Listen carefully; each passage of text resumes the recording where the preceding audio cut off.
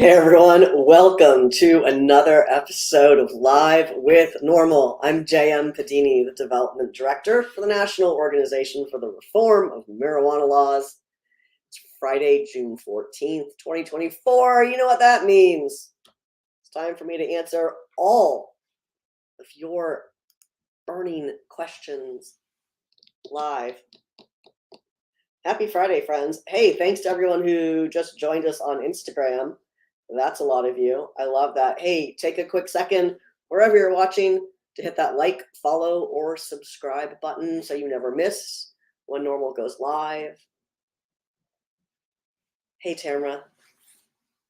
Hey, take a quick second and look, you beat me to it, Fred. Drop a note in the comments. Let us know where you're watching from. Let us know what you want me to talk about today. Hey, Fred, happy Friday. Thanks for the welcome back. It has been a minute. We had some places to go and some people to see. Hey, Johan in Sweden. I don't know how it's going in Sweden. Do you?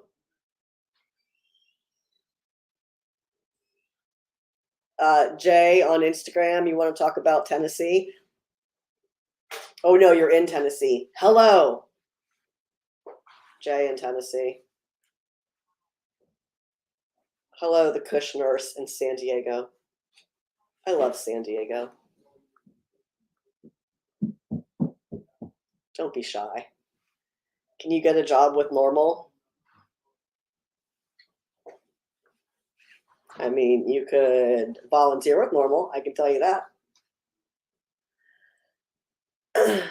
Hello, Can Aquarius in North Carolina.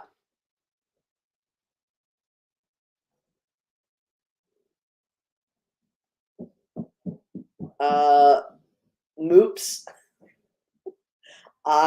in Golden, Colorado. I like your question. Moops asks, realistically, do you think a second Biden term could make federal legalization happen? I can tell you, first of all, it's incumbent upon Congress to pass a bill to end federal prohibition. That's the only way that's going to happen.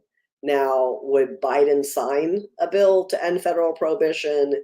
Yes. Would another candidate, if elected, sign a bill? No, that's not likely. Jay on Instagram, yes, there is a Tennessee NORML, and happy to connect you. You can send us an email at chapters@norml.org, and we can connect you. Hey, Equinox, also on Instagram in Fredericksburg. Hello, hello. Thank you for watching. Hey, Tree, welcome back to you as well. My trips were fine. They were great. They were great. They were great. All right, let's talk about some news. Happy Friday to you, Lump Dog on Instagram. All right. Look, my favorite story for this week. Oh, I don't have to do that. I don't have to do it because you know what? We have NORML legal intern, Sydney, producing today's show. Thank you, Sydney. We're going to talk about South Africa first. I don't know if you missed this, it's big news. South Africa's legislation to legalize personal cannabis possession, use, and cultivation was signed and takes effect.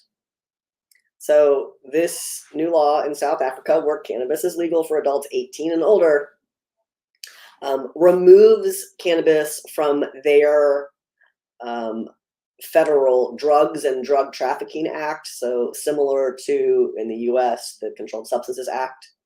And their law recognizes the rights of adults to possess and grow personal use amounts of cannabis in private.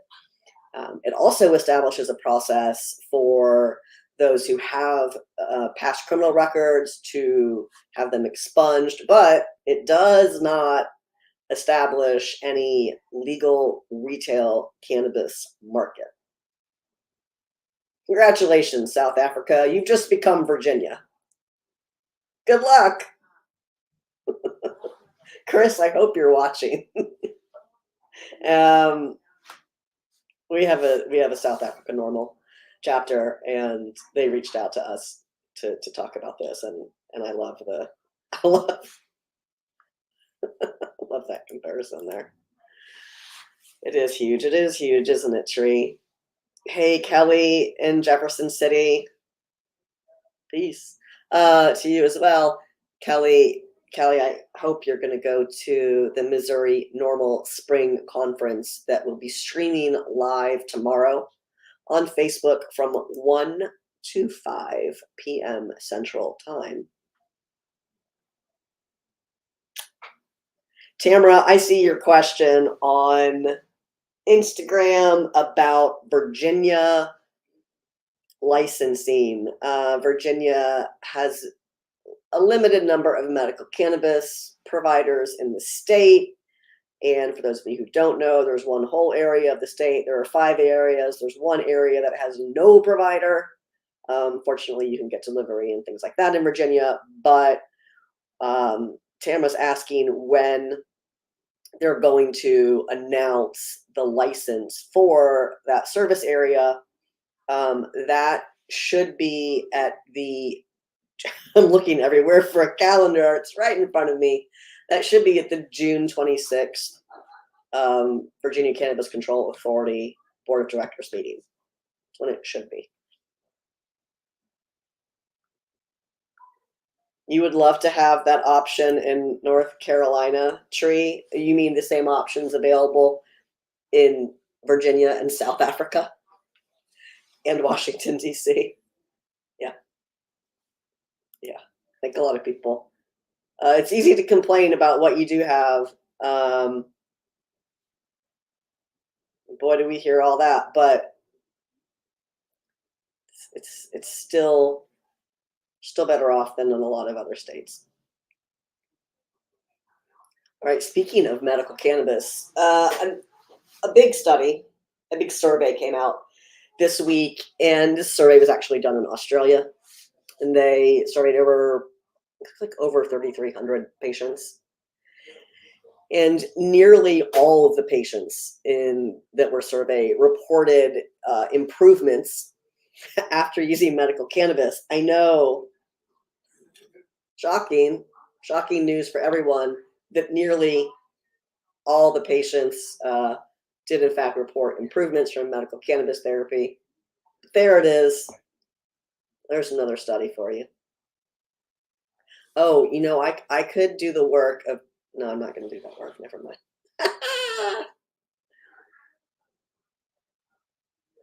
Oh, hey, Amy. Amy watching on Facebook. Thank you. Amy, there are a number of pieces of legislation pending around the country and at the federal level. You can find those in the NORML Take Action Center. So you said you're willing to sign something. This is a great thing that you can do. Sydney will paste the link to NORML's Take Action Center in the comments for you.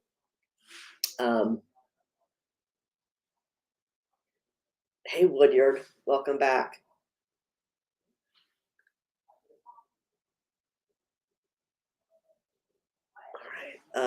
Appreciate that. Hey, and you know what? Even if you're not Amy, today's a great day to click, and like under 30 seconds, you can send a message to your elected representatives in support of cannabis policy reform. So everyone should do that.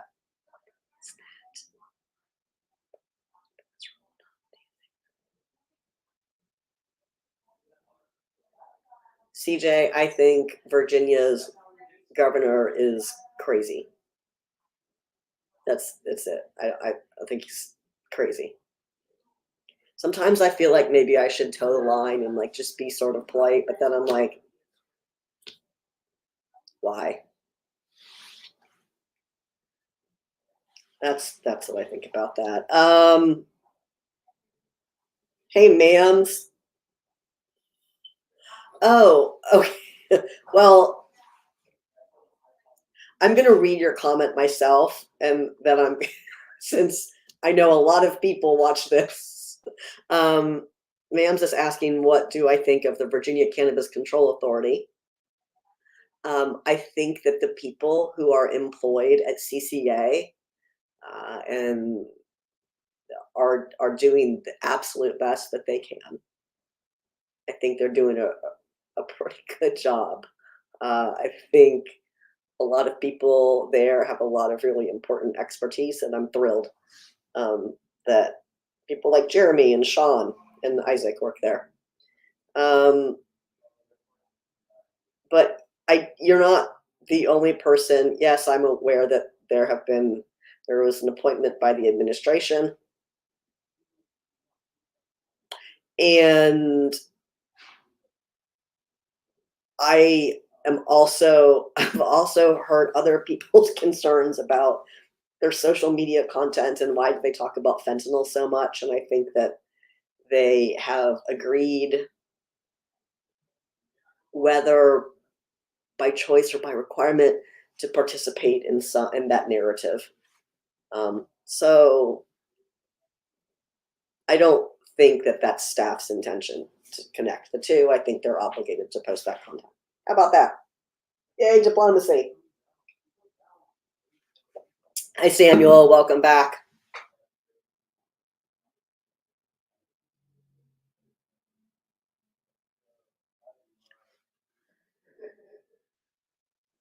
I'm sorry, Ryan asking about Project 2025. Can you explain that to me? What is that?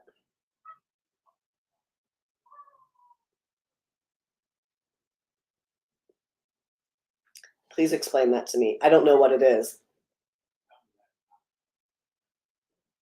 Amy, yeah, you can.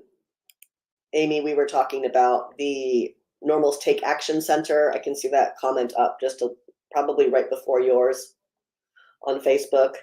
You're going to go to norml.org/act and send messages to your lawmakers in support of cannabis legislation.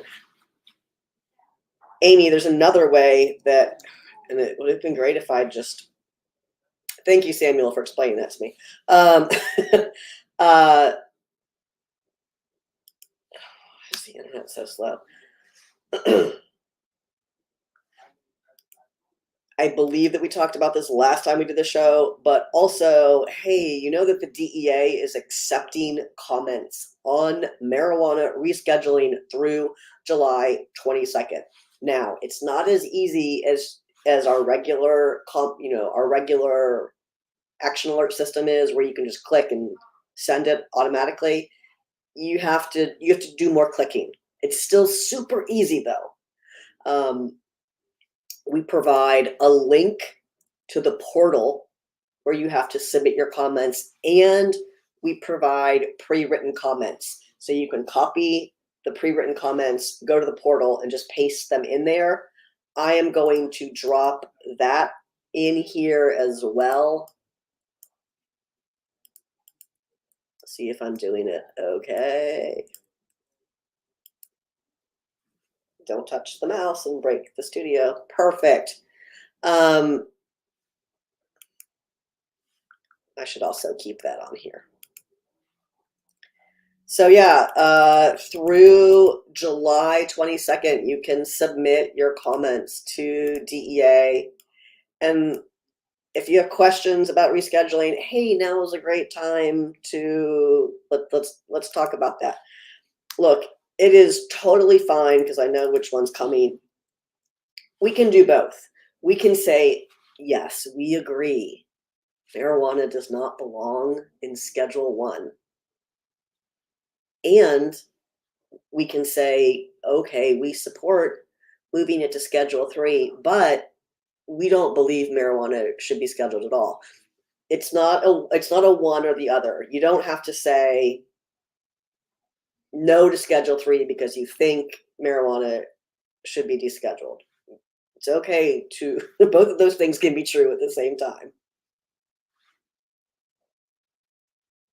Ramona, thank you so much. Ramona says, I wrote the DEA. Let's hope all this works. Thank you so much for submitting your comments.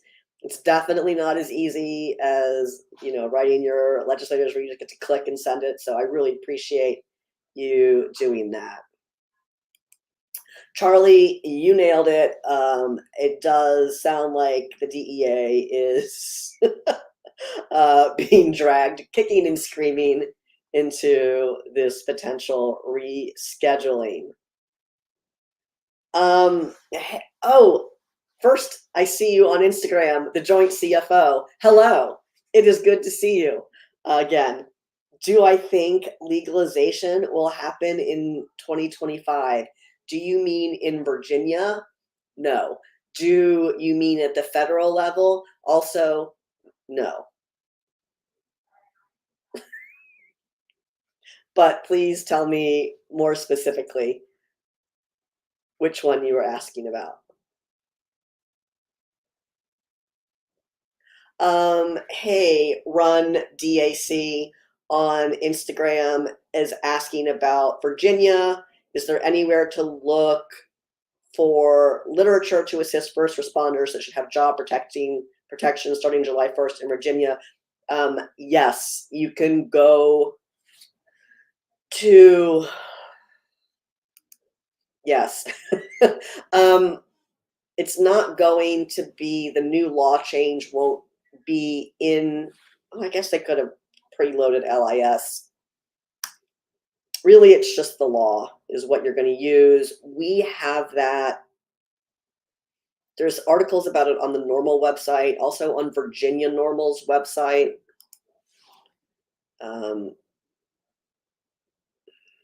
Is it going to be under medical? I think it's going to be under medical.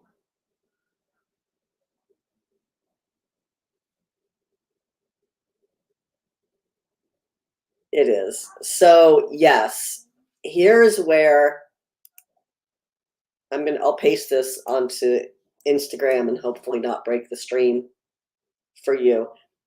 Run. This is where you will find it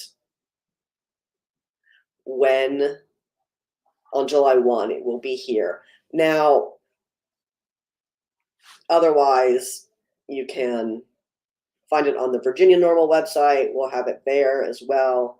You can also just email info@virginianormal.org. It's info.virginia, spelled out, normal.org. If you have any questions, I'm happy to provide information to your employer if there's any issue. You will have employment protections beginning July 1.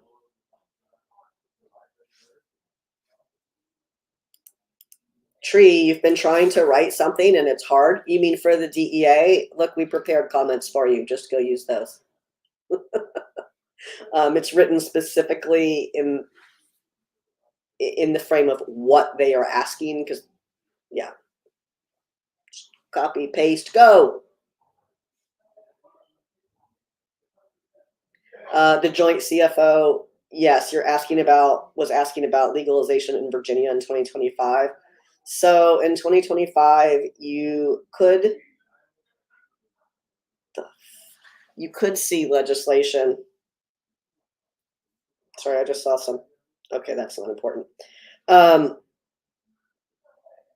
We could see a bill in 2025 that allows existing operators to begin selling to adults. That's about all the appetite the administration has.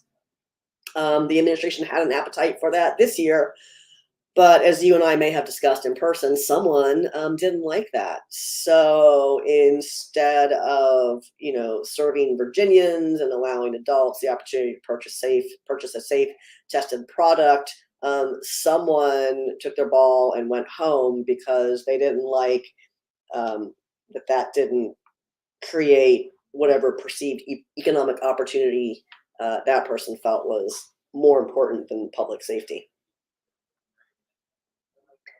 So yeah, there could be that bill. Will we still have? Will Democrats still be insane about this issue in 2025? Probably.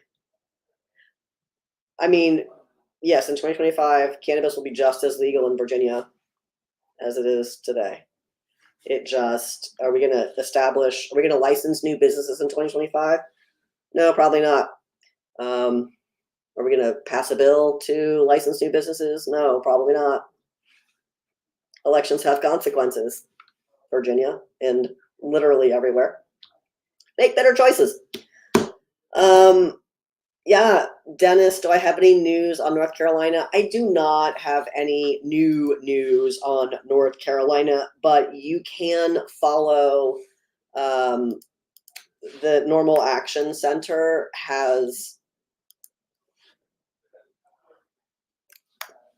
tracks all the bills that we're following related to marijuana, of course, around the country, which includes in North Carolina, the North Carolina Compassionate Care Act, S3, which is still showing as having crossed over.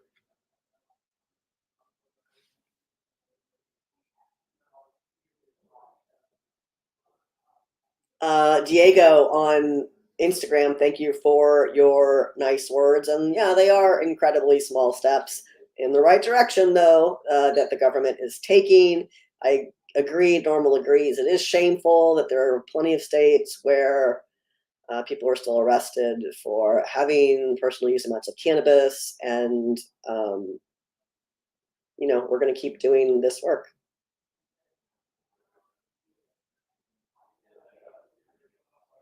Ben, I don't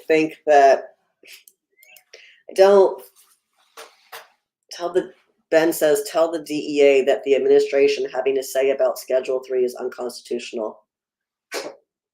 I don't know what you mean. It's not unconstitutional.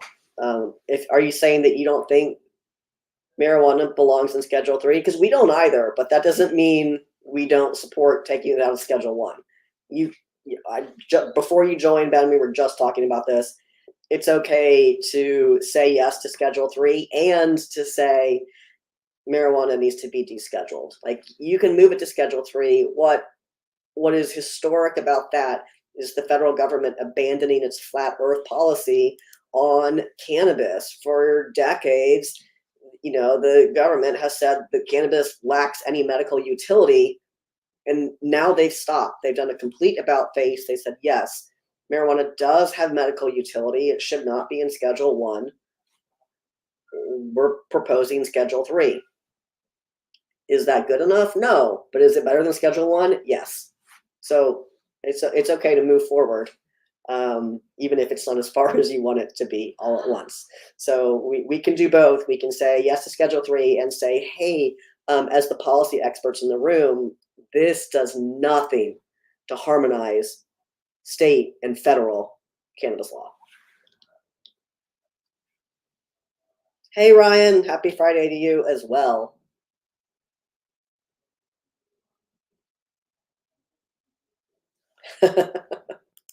All right, let's get back to some more news. Mississippi's governor signed legislation that is going to establish a state-sponsored state-sponsored cannabis research program. This isn't novel.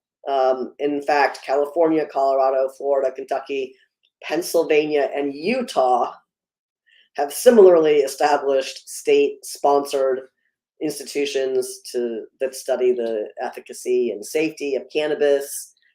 These programs have conducted several FDA-approved clinical trials that document cannabis's efficacy in various patient populations. So, good job, Governor Reeves in Mississippi, for signing that bill. Not a real shocker, though, since the University of Mississippi, Ole Miss, has been licensed by the federal government since 1968 to engage in federally approved cannabis cultivation and research, and 4 decades was the only supplier of research grade, according to them, cannabis, which was just really terrible. In recent years, in particular, Dr. Sisley, I remember her talking at length about how they had an approved study, a federally approved study, and they had gotten their cannabis from Ole Miss, and they couldn't use it. It was unusable. It was full of mold and just like sticks and stems. And the DEA is supposed to be approving additional providers of federally, what is considered federally research grade cannabis, because Mississippi just couldn't really do it. Oh, look at that. So yeah, that's what's going on in Mississippi. I'm going to save that one for last because I think that's going to be everyone's favorite. In New Hampshire, this is a story we have out today. In New Hampshire, there was legislation, legalization legislation pending, and over 70% of New Hampshire residents want legal cannabis. Instead of listening to their constituents, the House decided to kill the bill. They narrowly defeated this bill that would have legalized cannabis in New Hampshire, keeping New Hampshire the only state in New England that doesn't have legal cannabis. Wild. Just wild.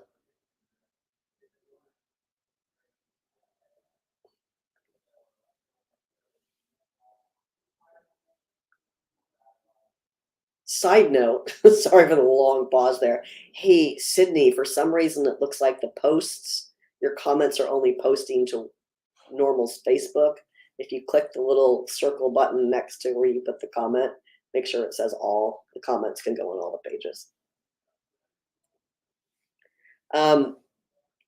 You can try it with this next one, which is a study that says American adults are far more likely, more than 6 times more likely to report experiencing secondhand harms from alcohol. So being harmed by another person's alcohol consumption, 6 times more than from someone else's cannabis use. Yeah. There you go. Yeah. This isn't shocking to anyone, I'm sure.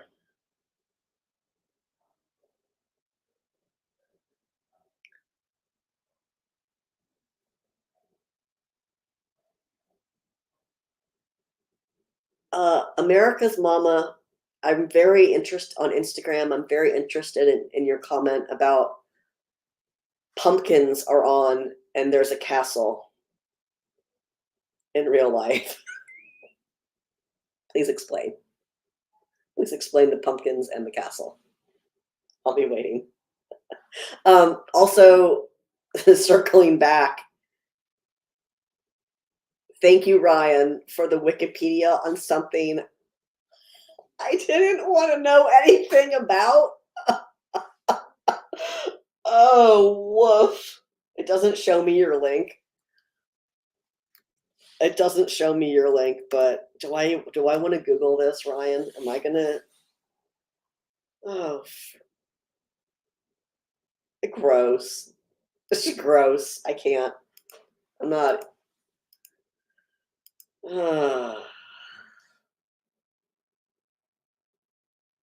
What will it do to both? I don't want to read that right now. I don't have brain space for that right now. I'm gonna throw up in my mouth. But I'll read it. I'll I'm pledging to look at this garbage, Ryan, between now and next Friday. And if you come back next Friday, I'll tell you what I think. But remember,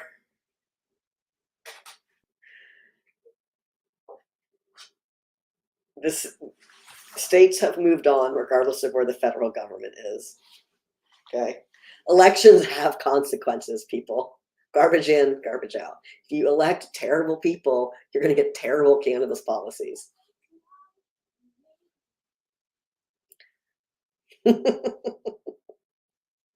Okay.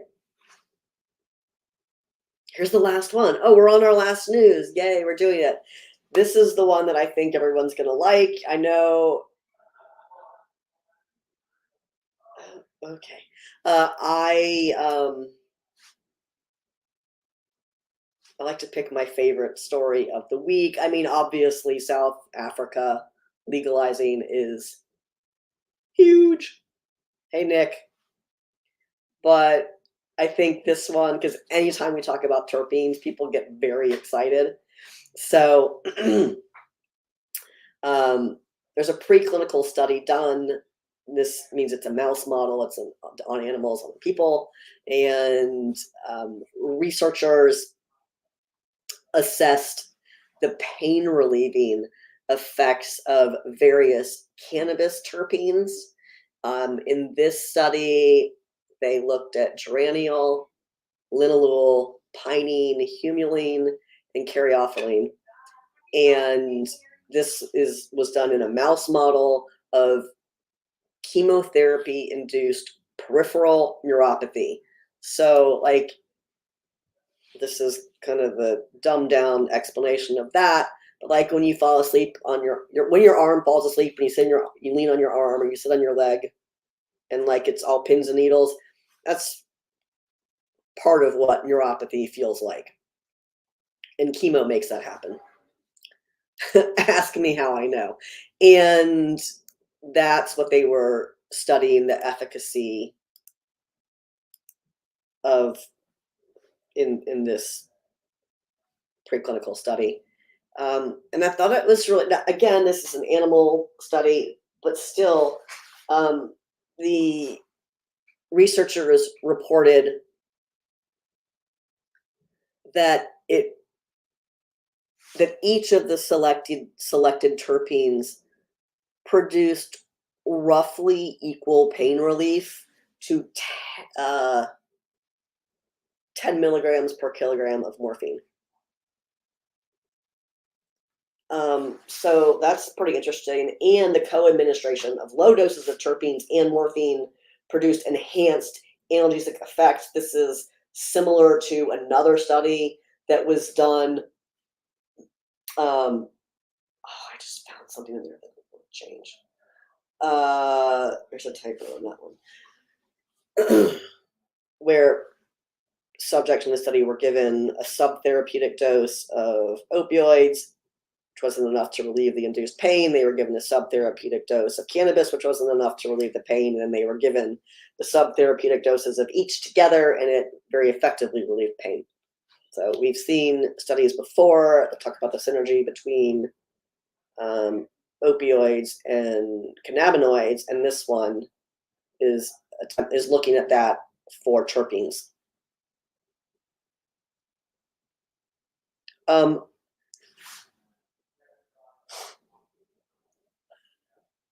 I'm just going to show your comment instead.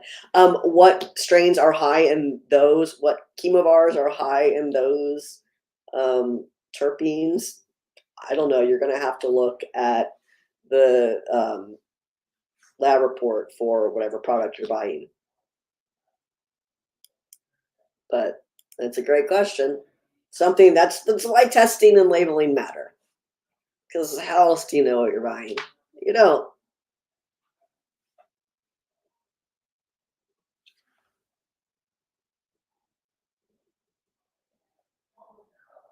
Okay, I don't know what that means.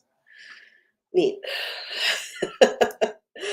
Great, I did all the news. Yay, high five, everyone. Here are some things I want to tell you about what's coming up. Talked about this a little bit earlier in the day, but in case you missed it, tomorrow, June 15th, Missouri NORML is having their spring conference. It's completely virtual. It streams live on Missouri NORML's Facebook.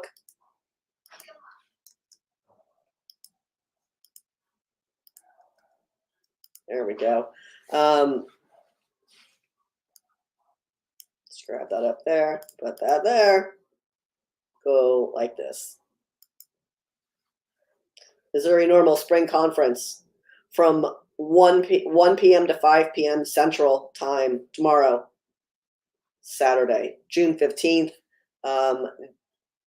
The chairman of the NORML Board of Directors, Dan Vietz, is also the Missouri NORML coordinator. He will be kicking off tomorrow's conference with some opening remarks, and then he will be introducing all the speakers as well, including NORML's political director, Morgan Fox, and NORML's deputy director, Paul Armentano.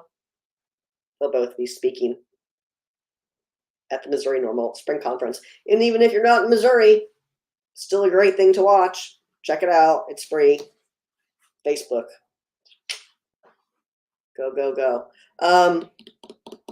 Also, this weekend, Sundays at 11 a.m. Eastern, Suncoast NORML, which is one of our Florida chapters, they have a podcast that they host on YouTube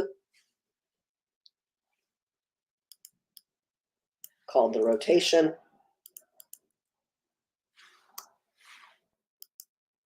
So you can stream that as well. Coming up in July, Indiana NORML will be celebrating their 50th anniversary. That's crazy. You can get tickets in advance for that on the internets, of course. Hey, if you're watching on Instagram and you can't see these comments, I'm sorry, but you can find Indiana NORML on Facebook, and they have a website. It's great. Hey, Tree. So Tree is asking, will there be a replay available of the Missouri NORML Spring Conference that's streaming live tomorrow? It should stay on Facebook because it's streaming on Facebook. It should stay on Facebook. It should just be there afterward. But I'll ask. Lance, are you watching? Where are you, Lance? I'll talk to Lance and make sure that it stays up. And then, last but not least, because this is one that you got to plan for, friends, but the NORML Key West Legal Seminar is happening December 5th through 7th at the beautiful Pier House Resort and Spa in Key West, Florida. And you can get tickets now. Rooms will sell out for Key West. We have a reduced rate room block. You have to email to get into the reduced rate room block. All of that information is on the, that looks terrible, on the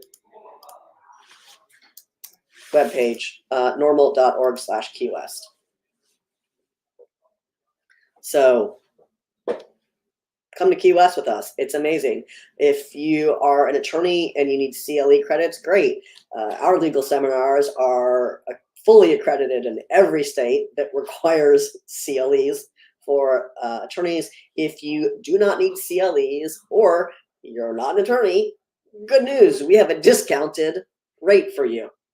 So all of that is available right now. on the Normal Key West Legal Seminar webpage, normal.org/Key West. We did it all. We did all the news. We did all the events. It's not even 5 o'clock yet. I don't know who I am anymore. Tomorrow, NORML's weekend weed read will be delivering by between like 9 and 9:15 Eastern time. Wouldn't it be nice to just wake up to that in your inbox? I realize if you're on the East Coast and you have children, you'll already be awake, but it goes great with your morning cup of coffee. You should check that out. There we go. normal.org/subscribe. And if you're on Instagram, it's going to be right there on the front page of the NORML website. And you go there, there's a little subscribe box in the corner. Make sure you check the weekend weed read box so that it always delivers to you on Saturdays. Otherwise, you might not get it. And, I'd rather be watching that. Hey, I could have prepared this, but I didn't. So now I have to go find it. It's June. And NORML's Coming Out Green collection is available year-round, but NORML, whatever, I'm just pasting the link. You all can figure out what it is. Our Coming Out Green collection is available year-round, always on in the NORML store, but we, in particular, highlight that during June, obviously. These are really great things if you're going to a Pride event in June, or if you live in Virginia and you do it in September because we're weird, then you can revisit it in September as well. But hey, if you're going to a Pride event, get some NORML stuff and wear it.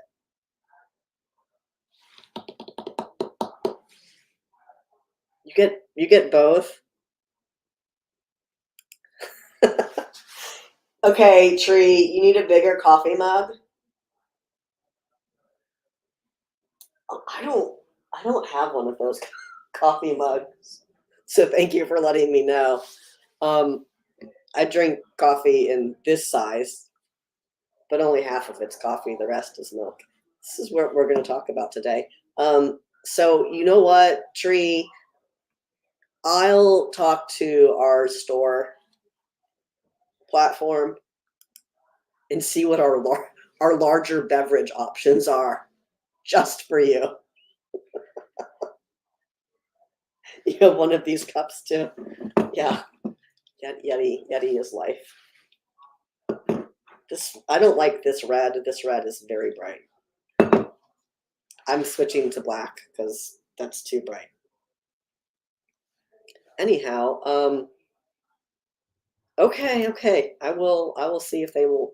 I will see what they have. It's not going to be Yeti brand, but they'll have something. They will have something. I'm certain of it. All right. This has been delightful as always, friends. Oh, look at that.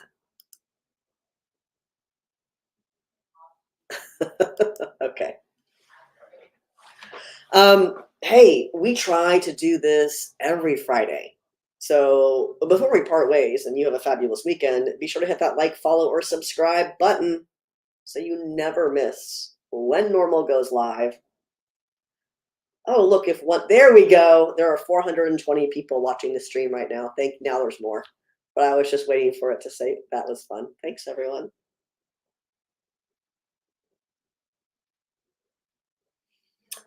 Sue, thank you for your comments, Sue. I appreciate that. Sue says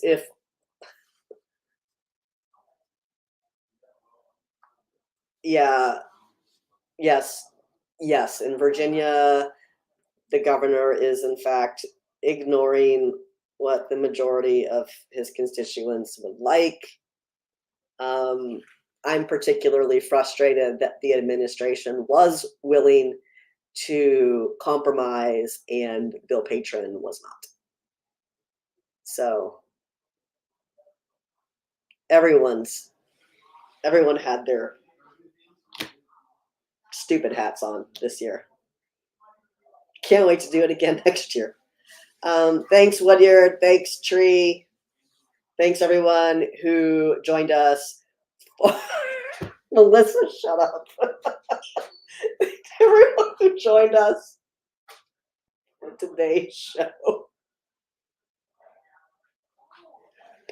Christopher is not here this week, Melissa, so I don't have to. I don't have to do that bit. Now I'm going to be singing that song. Samuel, thank you so much. Appreciate it. I don't know what that. I do know what that means. That's not something we talk about here in the show, but thanks for sharing. Hey, everyone. The TEA's ruling will not be unconstitutional. It has nothing to do with the Constitution. All right. Hey, everyone. Have a great weekend. I hope to see you back here next time. Thank you, everyone. Give Sydney a round of applause for her first time producing the show. Super happy to have her as part of the team. And hey, I'll see you back here next time. Thanks so much. Bye-bye.